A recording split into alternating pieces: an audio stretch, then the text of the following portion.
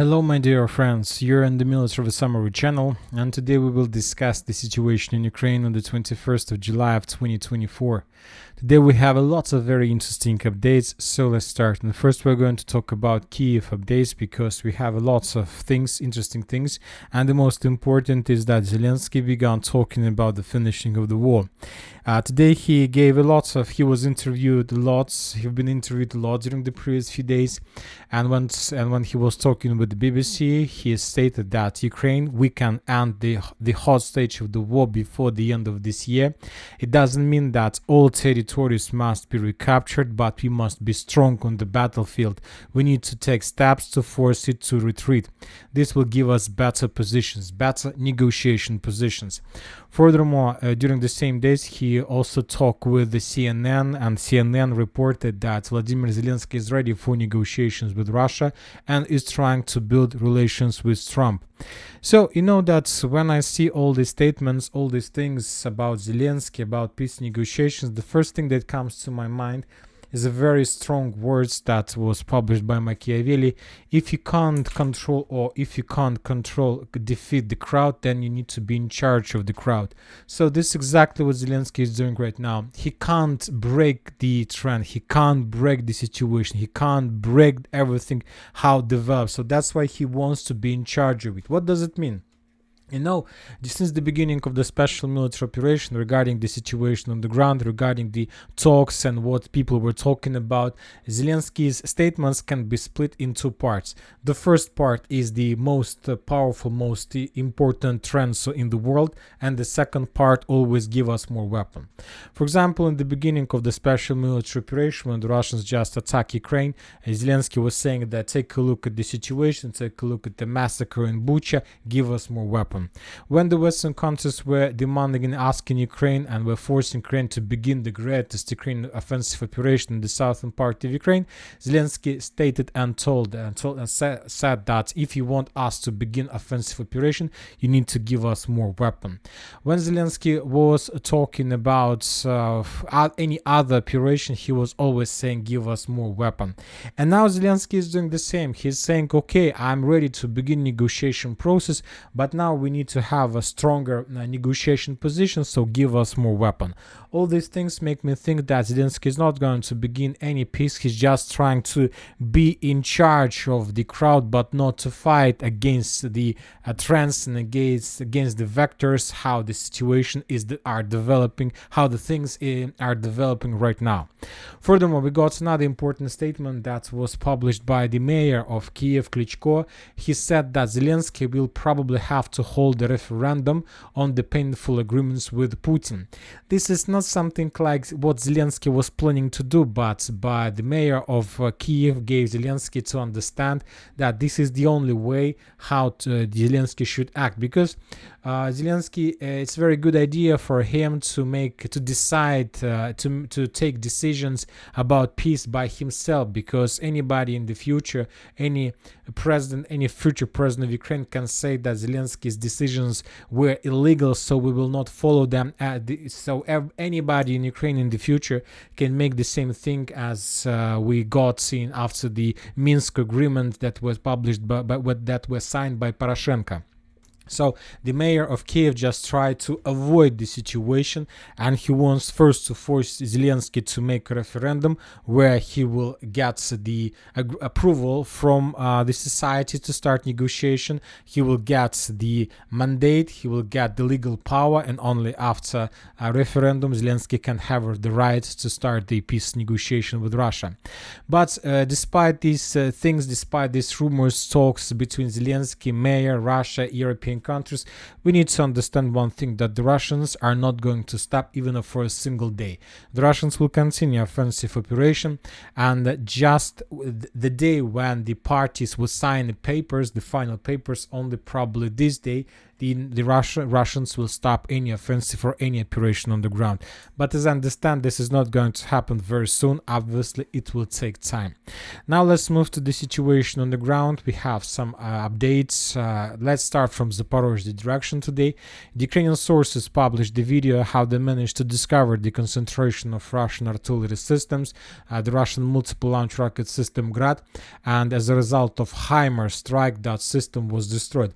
This is very rare and unique, let's say, since that's I don't remember when exactly the last time we received the videos of HIMARS strikes, so this is like a very unique let's say case in the special military operation. On the other hand, the Russians continue bombing and attacking the Ukrainians, and today the Russians published the video with a very good quality how they discovered the positions of Ukrainians inside of the village Gulyai-Poyska and how the Russians were bombing this territory with FAB as well. It's just probably regular military activity without any goals for further offensive in this direction. Now let's talk about South Donetsk area. We have some updates, some changes on the ground, some interesting reports. And first about Ugledar. As we discussed in the previous videos, currently Ugledar is the primary target for the Russians. Despite the negotiation process and any process that can take place in the world, the Russians are planning to destroy Ukrainian facilities, infrastructure, military, special military communications, with the purpose to capture as many as possible territories before negotiation process. The Russians, the same as Ukrainians, need more powerful and stronger negotiation positions before this process. We have the video from Konstantinovka and from the northern residential area.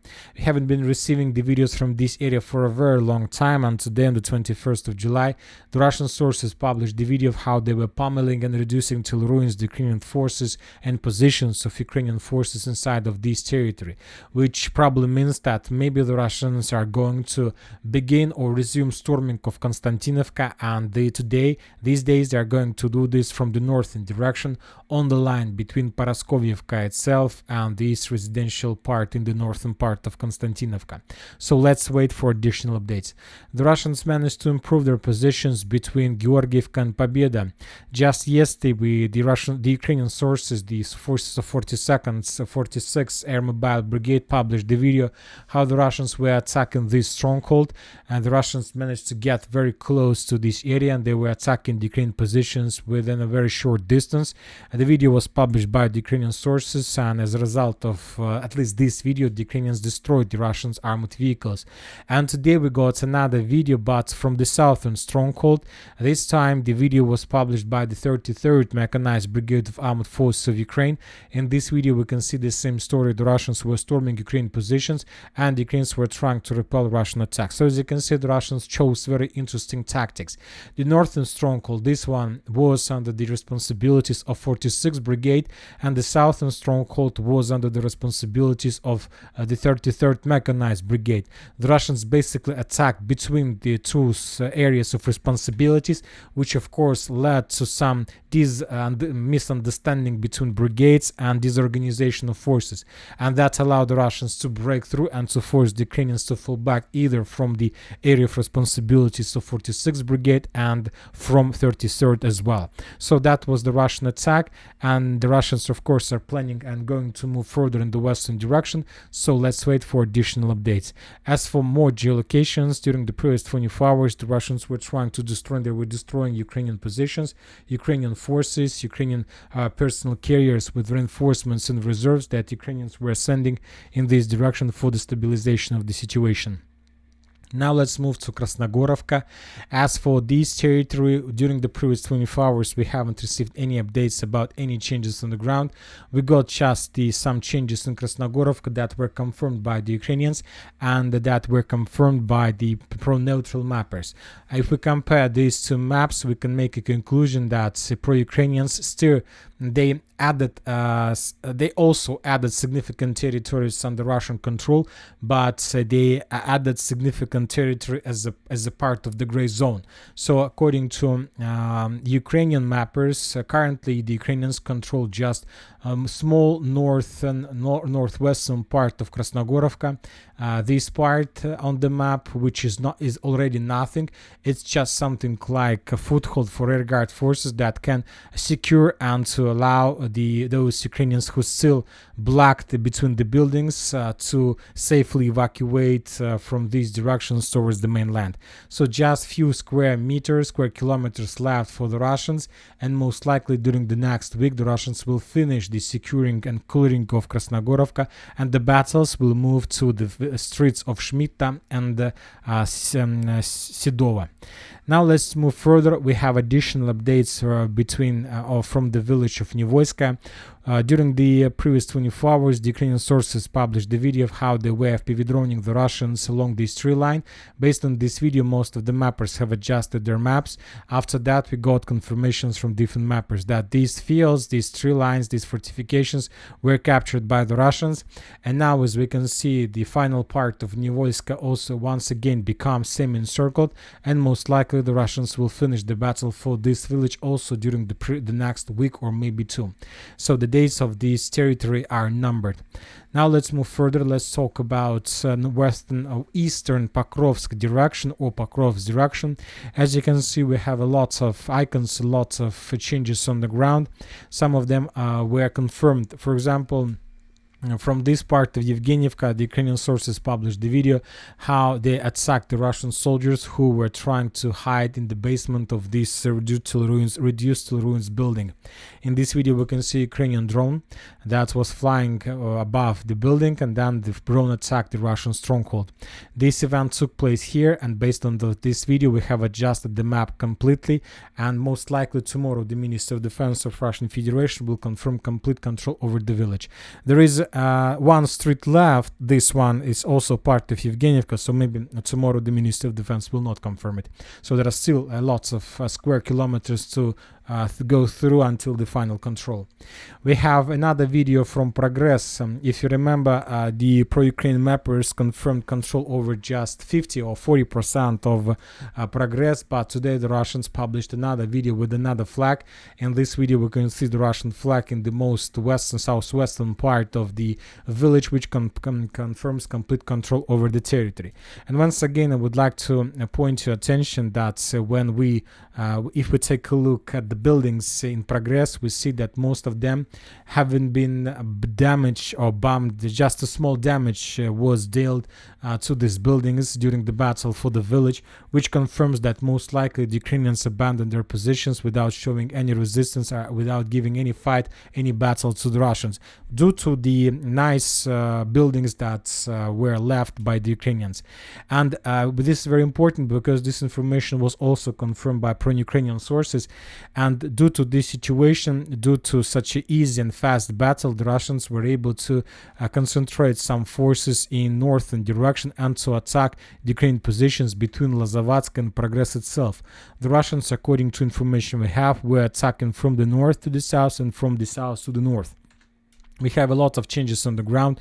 We have a lot of adjustments on map based on different mappers. As you can see, pro-Russians, pro-Ukrainian, pro-neutral, everybody says that there was a small cauldron in this area, but when the Ukrainians realized that they're about to be encircled by the Russians, they decided to abandon their positions as well, and the Ukrainians most likely managed to save the personnel and the armored vehicles, and Ukrainians left this small artillery pocket, this cauldron, towards the road between Progress and Timofeyevka.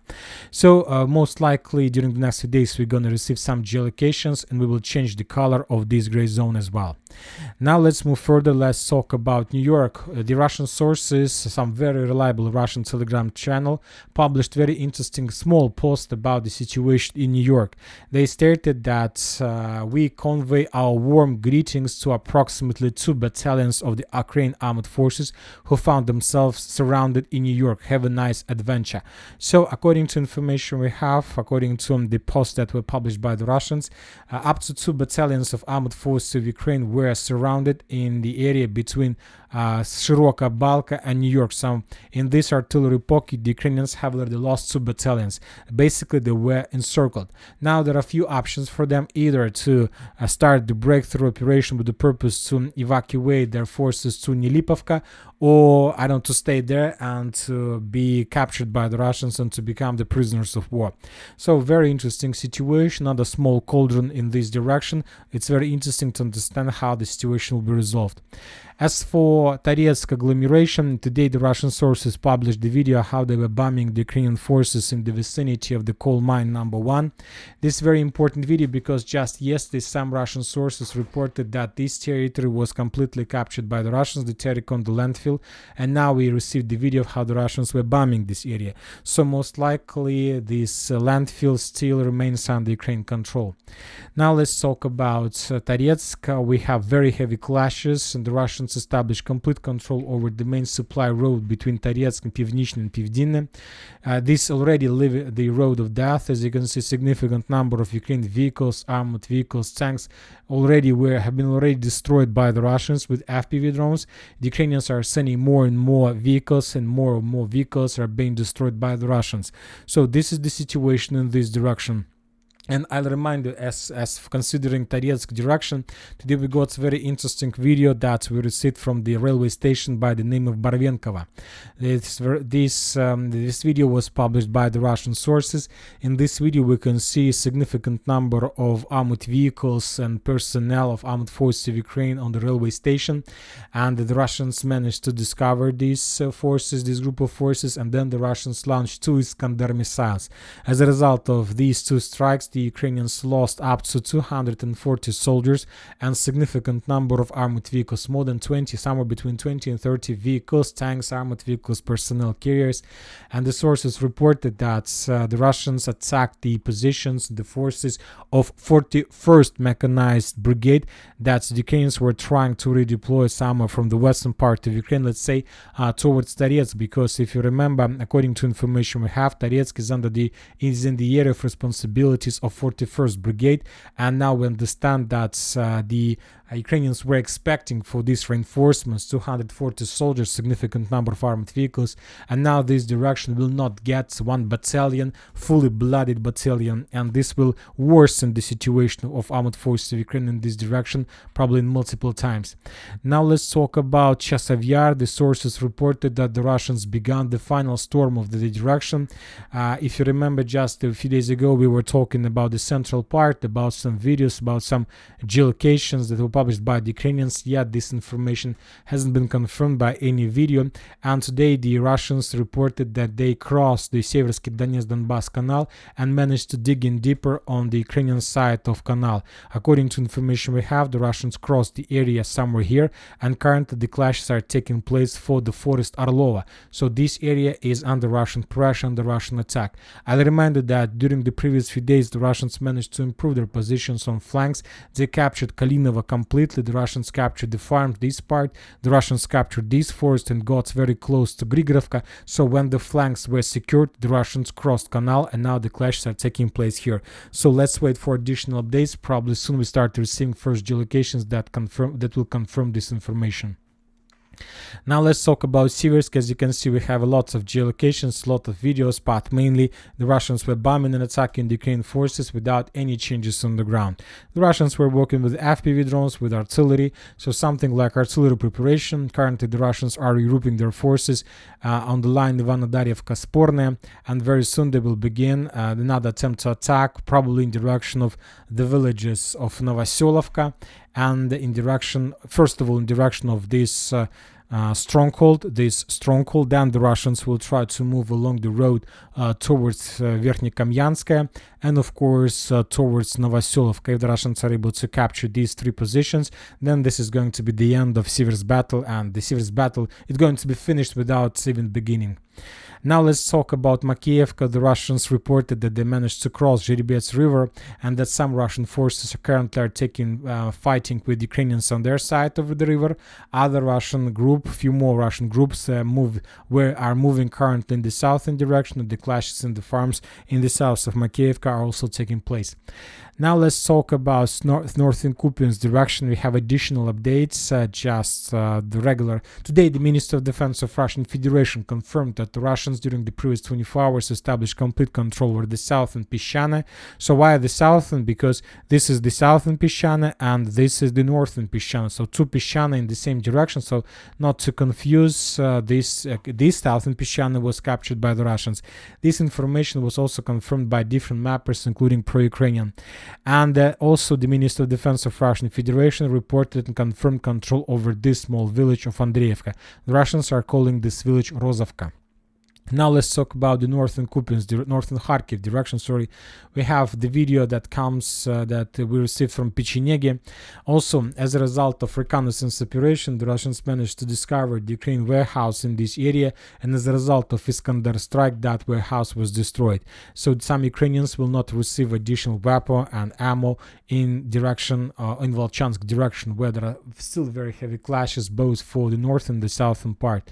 According to some unconfirmed reports, the Russians managed to improve their positions in the citadel, and the Russians captured few more buildings, few more high-rise buildings, or not buildings but ruins that left from the buildings. On the other hand, the Russians continue bombing, and they're moving focus further in the southeastern direction.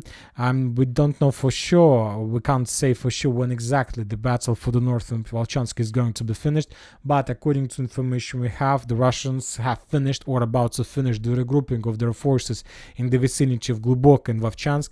The Russians brought additional reinforcements and reserves, and according to information we have, they will begin offensive starting the next week with more power, with more forces, and most likely due to a Russian foothold in the southern part somewhere along Seversky Donetsk River, most likely the Russians will focus their attacks, their resources somewhere in this direction with the purpose to attack Vilcha, so to cut the Ukrainians in the southern Vovchansk, just to break defense and to start to make panic among the Ukrainians and to force them to fall back. So as I understand, this is exactly what is going to happen. As for Glubok and Liptsi, now no changes during the previous 24 hours, just few videos of how the Russians were bombing the territory, but once again without any changes on the ground. And again, once again, to summarize everything, the talks right now about peace agreement is not the thing that we need to believe in and to trust in. Zelensky will tell anything he can just with one purpose: to get weapon. If, for example, the peace negotiations depends on whether Ukrainians control the moon or the sun, Zelensky would say, give us more weapon, we will control moon, the sun, and the peace negotiations will start. So he doesn't care what to say. He is trying to be in charge of the crowd, but he always have the same goals and the same purpose: to get as many as possible weapon, maybe to have stronger negotiation positions, but maybe to conduct a counter-offensive and to force the Russians to fall back. Probably he is the only one who believes that he's still able to do this, but we'll see what is going to be next. And that's it for today. Military Summary channel reminds we condemn any violence in the world. Thank you for watching. Subscribe to my channel, put your likes, join my Patreon, and have a good day. Bye bye.